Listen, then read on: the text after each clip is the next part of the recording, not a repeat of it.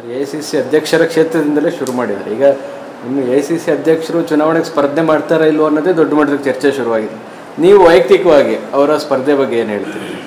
ನೋಡಿ, ಎರಡೂ ಇದೆ. ಮಾಡಿದ್ರು ಕೂಡ ಅನುಕೂಲ ಇದೆ, ಮಾಡದೇ ಇದ್ರೂ ಕೂಡ ಈಗಾಗಲೇ ಹೇಳಿದ್ದಾರೆ. ನಾನು ಇಲ್ಲಿ ದೇಶ ತುಂಬ ಸುತ್ತಾಕಬೇಕು, ನಾನು ಬರೀ ನನ್ನ MP ನೋಡಲಿಕ್ಕಾಗಲ್ಲ, ಮತ್ತು ಆಲ್ರೆಡಿ ನಾನು ರಾಜ್ಯಸಭಾ ಮೆಂಬರ್ ಇದ್ದೀನಿ ಕೂಡ ಹೇಳಿದ್ದಾರೆ.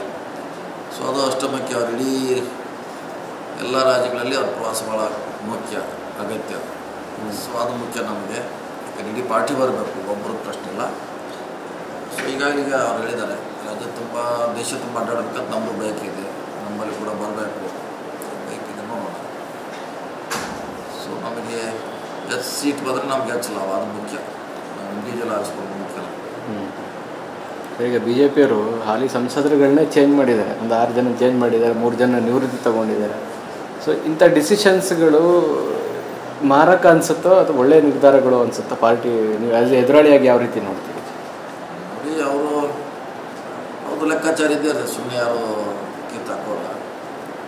ಒಂದೊಂದು ಸಾರಿ ಅದು ಬ್ಯಾಕ್ ಫೈರ್ ಕೂಡ ಆಗುತ್ತೆ. ಅವರು ವಿಧಾನಸಭಾ ಚುನಾವಣೆಯಲ್ಲಿ ಈ ರೀತಿ ಮಾಡಿದ್ರೆ ಅವ್ರಿಗೆ ಬ್ಯಾಕ್ ಫೈರ್ ಆಗುತ್ತೆ. ಈಗೂ ಆ ವಾತಾವರಣ ನಿರ್ಮಾಣ ಆಗಿದೆ. ಅವ್ರ ಪಕ್ಷದ ವಿರುದ್ಧ ಶಿಸ್ತಿನ ಪಕ್ಷ ಅಂತ ಹೇಳಿದ್ರು ಕೂಡ ಈಗ ಓಪನ್ ಆಗಿ ಮಾತಾಡ್ತಿದ್ದಾರೆ ಎಲ್ಲರೂ.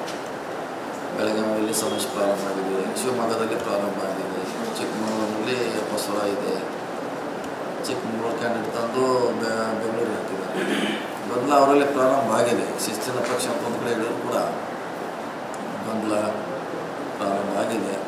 ಸೊ ಅದ್ರ ಲಾಭ ಆದರೂ ಆಗೋದು ಹೇಳಲಿಕ್ಕೆ